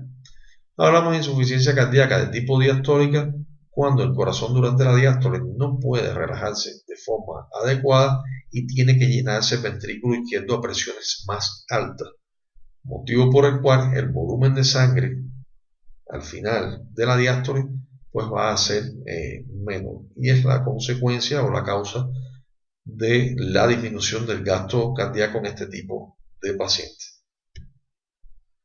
Las causas más frecuentes, sobre todo relacionadas con la cardiopatía isquémica, afectación del miocardio, enfermedad valvular, hipertensión arterial idiopática o primaria para el caso de la insuficiencia cardíaca sistólica. Algunos casos de hipertrofia concéntrica, restrictiva, casos de cardiopatía isquémica en individuos que nunca hayan presentado un infarto, pues puede llevar a un cuadro de insuficiencia cardíaca diastólica. También cierto grado de disfunción diastólica suele aparecer con la edad. El síndrome de insuficiencia coronaria, también conocido como cardiopatía isquémica, básicamente se basa en una serie de elementos clínicos gobernados por la quina o el angor y las manifestaciones que se presentan resultantes en el electrocardiograma. Básicamente expresa un riego sanguíneo insuficiente y en más del 90% de los casos debido a la enfermedad aterosclerótica de las coronarias o ateromatosis coronaria. También puede suceder en otros casos de sobrecargas de volumen, como ocurre en el caso de las insuficiencias aórtica y mitral, o en el caso de las sobrecargas de presión o estados en los cuales la poscarga está aumentada de forma permanente, como la estenosis aórtica y la hipertensión arterial. De manera que la demanda de oxígeno, pues por supuesto que es mayor. Causas secundarias de cardiopatía isquémica pueden ser un aporte insuficiente de oxígeno, como ocurre en anemia, o en el individuo que se expone de forma súbita a grandes alturas, afecciones con volumen minuto bajo, como el caso de la estenosis mitral y pulmonar, y algunos trastornos del ritmo cardíaco, como pueden ser las arritmias o las taquiarritmias. Desde el punto de vista clínico, tenemos la angina de pecho, que puede ser de reciente comienzo, que puede ser estable o de empeoramiento progresivo cuando cada vez los cuadros de angina de ese paciente son más frecuentes y ocurren con esfuerzos menores. Cuando hablamos de dolor anginoso, estamos hablando de un dolor retroesternal opresivo que está asociado o relacionado a la actividad física. Esas son las características del dolor anginoso. En caso que no cumpla estos criterios, pues se considera como signos equívocos de insuficiencia coronaria. Desde el punto de vista de la agudización de la cardiopatía isquémica, tenemos lo que se conoce como síndrome coronario agudo, que es la implicación de la clínica del paciente gobernada por el dolor anginoso y la presencia de cambios electrocardiográficos específicamente enmarcados en la morfología del segmento ST. Puedo tener, sin elevación del segmento ST, una presencia de una angina inestable aguda con electro normal o electrocambiante, o un infarto agudo del miocardio sin elevación del segmento ST. Puedo tener de igual forma, la presencia de un cuadro de angina con elevación del segmento ST, es lo que se conoce como infarto agudo del miocardio con elevación del segmento ST. En caso de bloqueo de rama izquierda aguda de la TGIS y presencia de dolor anginoso, pues también se considera como tal. En cuanto a la hipertensión arterial, la podemos definir como aumento de la presión de la sangre por encima de valores normales. Aquí tenemos una serie de valores de referencia, clasificando en estadios 1 y 2, cuando sobrepasa los valores de 160 con 100, y cuando veamos el tema de hipertensión arterial vamos a estar haciendo referencia al octavo reporte y las recomendaciones fundamentalmente para el manejo de estos pacientes. En cuanto a su fisiopatología, responde básicamente a factores circulatorios, sobre todo dependientes de resistencias vasculares periféricas o sistémicas aumentadas, y sobre la cual va a incidir la mayoría de las opciones terapéuticas que tenemos. Por supuesto, la retención también de agua asociada al consumo de sal incrementado. Recordemos que estaría incrementándose entonces los niveles de sodio y como consecuencia la retención de agua que viene tras ese sodio. Factores renales específicamente asociados a sistema nervioso autónomo, respuesta disminuida de los vasoreceptores a nivel de la aorta, de los senos carotídeos y el sistema renina-angiotensina que ya hemos visto con anterioridad. Causas secundarias, en primer lugar, las afectaciones renales, enfermedades del parénquima y lesiones vasculares. Otras causas endocrinas, medicamentosas, en menor frecuencia pueden ser causas secundarias de hipertensión arterial. La OMS hace una clasificación en cuanto al daño sobre órganos dianas de la hipertensión arterial. Estamos hablando a nivel de la retina, a nivel de las arterias, a nivel cerebral, a nivel del corazón. Paciente en estadio número 1 cuando no existe evidencia de alteración orgánica a nivel cardiovascular. Paciente avanza al estadio 2 una vez aparece hipertrofia a nivel del corazón y específicamente estamos hablando de hipertrofia a nivel del ventrículo izquierdo, presencia de alteraciones vasculares mínimas en el fondo de ojo o ambas a la vez en el paciente, pero excluyendo lesión de otros órganos dianas. Y el paciente en estadio 3 será cuando ya presenta lesiones en órganos dianas, los que hemos mencionado anteriormente, más allá específicamente del corazón. Estamos hablando a nivel de retina, riñón, cerebro, vascular, etc. Desde el punto de vista constitucional, hipertensos rojos o pretóricos, que está asociado a individuos que constitucionalmente son obesos o son brevilíneos, y individuos con enfermedad aterosclerótica avanzada que se denominan generalmente hipertensos pálidos por la disminución del flujo sanguíneo en muchas ocasiones asociada a esta enfermedad ateromatosa. Diagnóstico positivo en toda persona que tenga 3 tomas ocasionales en posición sentada y por encima de los valores que anteriormente vimos considerados como normales. Desde el punto de vista clínico, la clínica es muy específica. Muchas veces estos pacientes no van a presentar ninguna sintomatología. Cuando la sintomatología aparece, puede ser en el curso de una crisis hipertensiva o ya con una enfermedad avanzada con expresión de daño sobre órganos dianas. El síndrome pericárdico va a ser el resultante de la irritación, la lesión específicamente a nivel de las hojas pericárdicas, y vamos a tener una clasificación que engloba 2 posibilidades: el caso de la pericarditis aguda y la pericarditis constrictiva. En el caso de la pericarditis aguda, que es mucho más frecuente en la práctica clínica, sería el proceso inflamatorio, en la mayoría de los casos asociado a una infección bacteriana o a un proceso sistémico, como a veces ocurre en el caso de la fiebre reumática, en el cual, muy bien, la pericarditis puede ser la única lesión cardíaca, o puede haber afectación a nivel también del miocardio o del sistema valvular. Desde el punto de vista fisiopatológico, esa inflamación puede dar lugar a un derrame y a la interposición de líquido entre las 2 zonas pericárdicas. Puede ser de etiología fibrinosa, serofibrinoso, hemorrágico, o incluso puede llegar a ser purulento. En otras ocasiones el pericardio puede reaccionar de manera que se produce una pericarditis adhesiva entre las 2 zonas pericárdidas. Desde el punto de vista de diagnóstico positivo, los elementos clínicos que gobiernan este síndrome, fundamentalmente el dolor o la molestia precordial.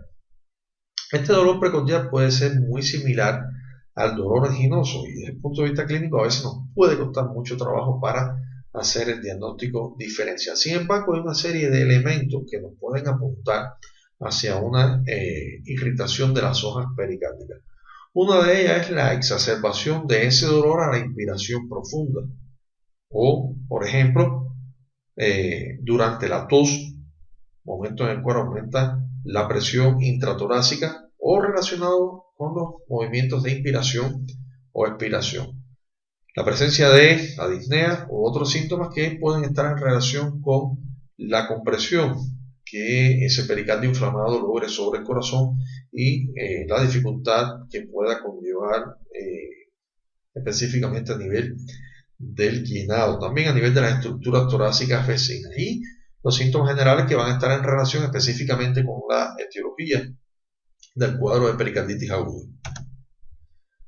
Desde el punto de vista de los síntomas objetivos, los signos de ese paciente, signos físicos en el tórax, la presencia de roce pericárdico. Recordemos que el roce siempre lo vamos a tener antes y después del derrame pleural. Durante la instalación del derrame pleural no lo vamos a escuchar. ¿Qué sucede? Que en algunos de estos cuadros agudos no se va a llegar a instaurar derrame pericárdico. Derrame pericárdico no es siempre una constante y entonces sí puedo tener en todo momento la presencia de roce hasta que se resuelva el caso. Manifestaciones clínicas producidas por la alteración hemodinámica. Si yo tengo una interposición de volumen significativa entre las dos hojas pericárdicas y a su vez eso ocurre de forma aguda, pues el paciente puede desarrollar un taponamiento cardíaco, que a continuación vamos a ver cuáles son las manifestaciones clínicas de esta entidad. Y por otro lado, manifestaciones generales como ansiedad, palidez y anosis que pueden estar en relación con el grado de compromiso cardiocirculatorio que pueda estar asociado al proceso pericárdico. La pericarditis aguda suele, desde el punto de vista electrocardiográfico, mostrar alteraciones a nivel del segmento Z y la onda T del electrocardiograma, sobre todo alteraciones que no cumplen con ninguna topografía específica del electrocardiograma que nos haga pensar en signos de isquemia o de lesión a nivel miocárdica. Para ello debemos nosotros determinar o conocer la topografía, las diferentes derivaciones asociadas a las arterias coronarias para de manera darnos cuenta que estos cambios eléctricos no corresponden a ninguna de estas distribuciones en particular y junto a las características clínicas del dolor pues apuntarnos o redireccionarnos hacia el diagnóstico de esta condición. Obviamente el estudio de imagen, la ecografía y la refrigencia de las hojas pericárdicas pues nos van a completar este diagnóstico. La pericarditis constrictiva consiste entonces en un engrosamiento que puede ser denso, fibroso e inextensible del pericardio. En este caso, fundamentalmente la etiología de origen tuberculosa, también pudiendo ser bacteriana. Desde el punto de vista clínico, la pericarditis constrictiva son motivadas por los trastornos de la hemodinamia. O sea, la clínica de esta pericarditis constrictiva se debe específicamente a los trastornos en la hemodinamia que va a conllevar. Como hablamos de un pericardio fibroso e inextensible, pues estamos hablando de la posibilidad de la compresión de forma crónica de ese corazón. Si el pericardio es inextensible, pues me va a comprometer la relajación ventricular y me va a comprometer también el llenado ventricular. Al comprometer el llenado ventricular, caerá el volumen al final de la diástole y con ello pues va a caer también el gasto cardíaco y las manifestaciones clínicas pues van a estar en relación con esta condición fisiopatológica y también va a ser característica fundamental la hipertensión venosa sistémica de este paciente. Obviamente, al disminuir el llenado ventricular, pues se va a condicionar una sobrecarga de volumen y presión a nivel de la aurícula izquierda. Todo esto pasa a nivel pulmonar y a través de la arteria pulmonar repercute sobre ventrículo derecho y aurícula derecha. De manera que la hipertensión venosa va a ser una constante en la casi totalidad de estos casos. Como compromiso hemodinámico y disminución del gasto, yo voy a tener un individuo que puede presentar cianosis, puede presentar pulso paradójico de forma ocasional, tensión arterial que puede estar baja por la disminución del gasto cardíaco asociada a la disminución del llenado diastólico del ventrículo izquierdo. Toda la congestión venosa a nivel sistémica específicamente me puede llegar a producir lesión a nivel del hígado y producirme manifestaciones hepato-ascíticas en ese individuo. A nivel torácico, los ruidos cardíacos van a estar disminuidos, van a estar apagados, sobre todo en relación a ese grosor, ese proceso de fibrosis del pericardio, que va a hacer que los ruidos pues no se escuchen con claridad, pudiendo incluso llegar a no escucharse. En caso de la tuberculosis, responsable aproximadamente del 75% de los casos de pericarditis constrictiva. En caso de las pericarditis bacterianas o las hemorragias pericárdicas, realmente las secuelas pues son en estos casos poco frecuentes, son procesos que suelen quedar suficientemente resueltos. Síndrome de taponamiento cardíaco lo vamos a definir entonces como el cuadro clínico en el cual las manifestaciones ocurren como causa de la compresión o taponamiento al momento que la presión intrapericárdica, o sea, en las dos hojas pericárdicas, aumenta al punto tal que el llenado ventricular se compromete de forma grave, de manera tal que la contracción del miocardio ventricular no logra un gasto cardíaco efectivo o suficiente para mantener las necesidades tisulares. Ahora bien, para que esto ocurra desde el punto de vista fisiopatológico, el derrame debe rebasar los límites a los cuales se puede extender desde el punto de vista anatómico el pericardio. El aumento adicional del líquido produce también una limitación de la distensibilidad durante la diástole de las cavidades cardíacas, sobre todo estamos hablando de cavidades ventriculares. Va a estar afectado el retorno venoso también por la compresión directamente sobre la aurícula derecha, y eso me va a conllevar a un grado de hipertensión venosa igualmente de forma sistémica. Voy a tener la presencia de regurgitación, sobre todo a nivel de los sistemas venosos fundamentales, sistema de la vena cava, éstasis venosa, y estará aumentada entonces la presión venosa central, que es la presión que hay específicamente a nivel de la aurícula derecha, y en condiciones fisiológicas debe ser cercana a cero. La compresión de los ventrículos, de igual forma, pues me va a aumentar las presiones durante la diástole, o sea, los ventrículos se tendrán que llenar a una presión mayor, y como consecuencia el volumen al cual se va a llenar pues va a ser menor. Todo esto me va a llevar a una disminución del volumen sistólico o volumen de eyección y posteriormente a una caída del gasto. Si no actuamos rápidamente en el caso del taponamiento cardíaco, pues obviamente el paciente terminará en un cuadro de shock. Desde el punto de vista del diagnóstico a nivel de interrogatorio, de la anamnesis, pues yo puedo tener un individuo con antecedentes de pericarditis, de alguna enfermedad sistémica que pueda tener repercusión sobre las hojas pericárdicas, presencia de tuberculosis, afección desde el punto de vista renal, presencia de trauma. Es bastante frecuente referido al trauma las lesiones con armas blancas que pueden pues puncionar la cavidad ventricular y producir la salida de sangre hacia el espacio pericárdico. Y bueno, el resto del examen físico desde el punto de vista clínico puede tener un individuo que, en dependencia del grado de shock, puede estar desde soñoliento, estuporoso, hasta caer en el coma de forma bastante rápida.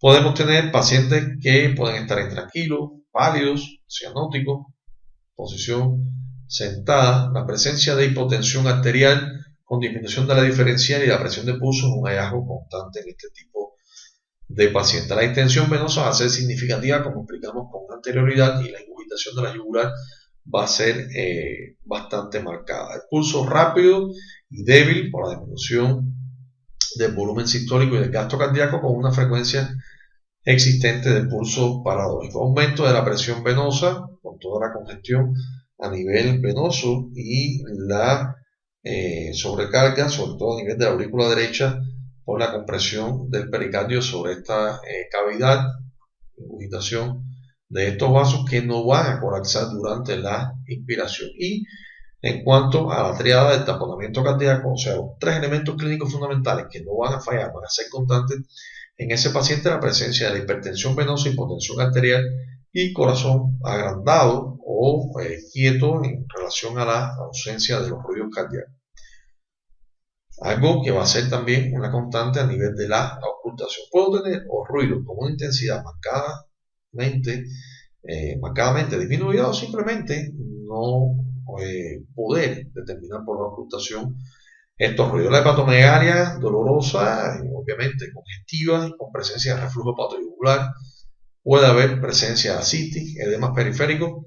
Estos signos sobre todo van a estar presentes cuando el cuadro no tiene una forma de instauración bien aguda.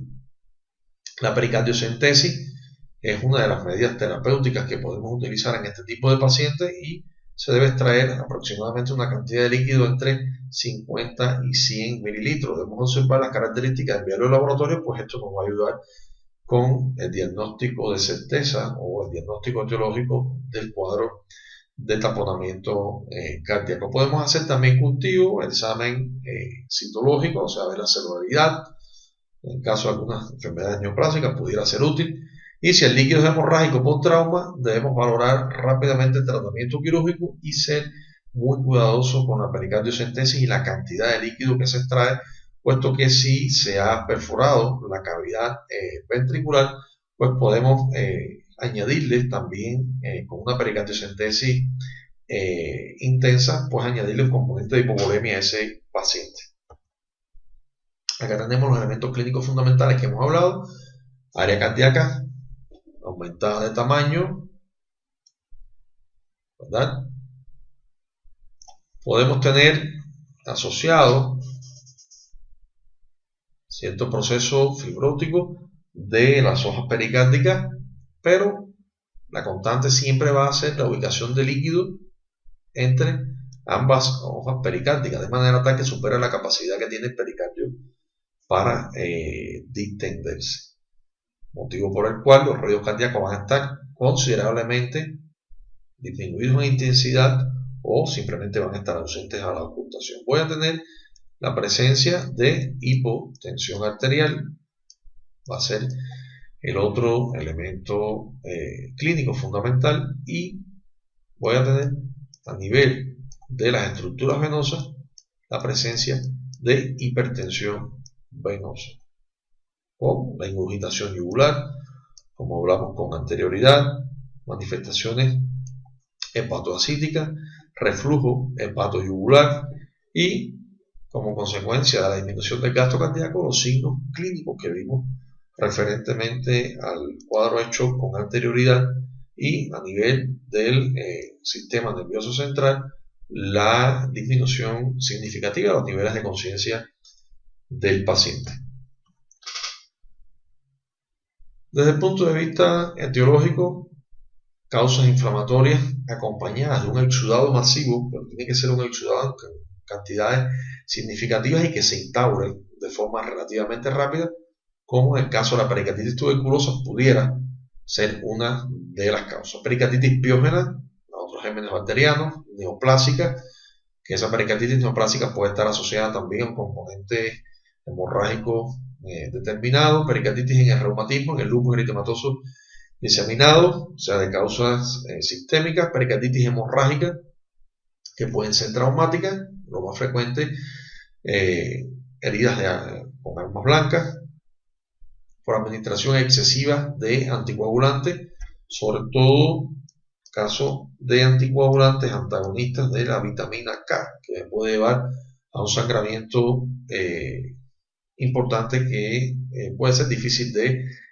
revertir. Ruptura miocárdica, que puede ser debida a un infarto agudo del miocardio, una de las complicaciones mecánicas que puede ocurrir con una mortalidad considerablemente elevada, y la ruptura de la aorta en la porción intrapericárdica.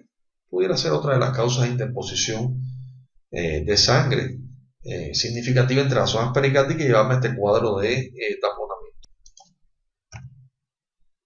Síndrome de hipertensión venosa.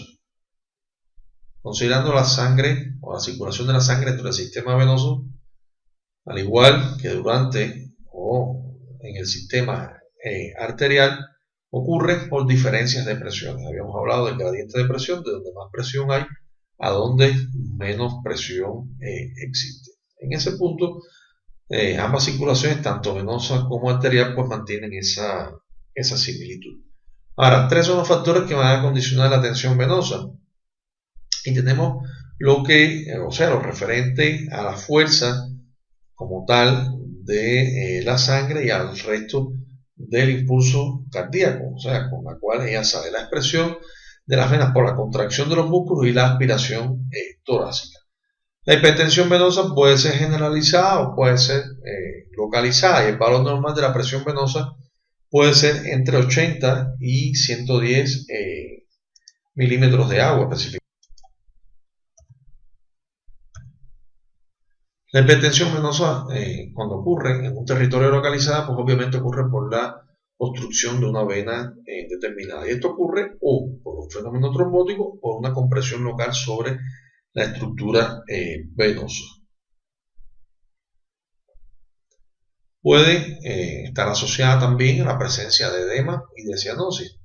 Obviamente, si hay una obstrucción, una compresión de un trayecto venoso, pues el drenaje venoso a nivel de la porción tisular que está involucrada va a disminuir, y esto va a hacer que aumente, se produzca un aumento de la presión hidrostática a nivel de capilar, y ocurra la salida de líquido del espacio vascular al espacio intersticial. Tensión venosa superior a 300 milímetros de agua. La hipertensión venosa del territorio de la vena cava superior ocurrirá con presencia de éxtasis a nivel cefálica, presencia de cefaleas, vértigo, zumbidos en los oídos, presencia de epíctasis, hemorragias esofágicas o traqueales. Los síntomas más importantes: la cianosis, la presencia de edema en la mitad superior del cuerpo, ingurgitación venosa y circulación colateral. Ese edema y esa cianosis de la mitad superior del cuerpo se denominan edema y cianosis en esclavina. Acá tenemos un ejemplo de esa circulación colateral. Vean la ingurgitación de todas las estructuras venosas en la porción superior del tórax, y acompañada también de una ingurgitación importante, como tenemos acá, a nivel de las yugulares. Hipertensión venosa localizada, hipertensión venosa del territorio de la vena cava superior. Aproximadamente 50% de los casos se debe a procesos neoplásicos, ya sea a nivel mediastinal, linfoma, metástasis a nivel de las estructuras ganglionares del mediastino, en caso de la leucemia linfoide. El menor por ciento a trastornos vasculares, como pueden ser dilataciones de la aorta ascendente, fibromediastino, y en menor frecuencia aneurismas del arco de la aorta y trombosis de la vena cava. Realmente son casos bastante poco frecuentes. En caso de hipertensión venosa localizada del territorio de la vena cava inferior, fundamentalmente asociada a hepatomegalia congestiva, derrame seroso, ascitis, edemas en miembros inferiores, bastante similares a los síntomas que acompañan a la insuficiencia cardíaca derecha. Constituye la causa de la mayoría de las manifestaciones esta constituye la causa de la mayoría de las manifestaciones clínicas de la insuficiencia cardíaca derecha, como acabamos de ejemplificar, y específicamente está asociado a la hipertensión que va a existir a nivel de todo el sistema de la vena cava inferior. La hipertensión venosa generalizada va a implicar algunos elementos, como pueden ser el esfuerzo muscular, por supuesto, con esfuerzos musculares considerables, insuficiencia cardíaca específicamente del lado derecho, y algunos procesos pericárdicos, como pueden ser procesos sifilíticos o derrames significativos.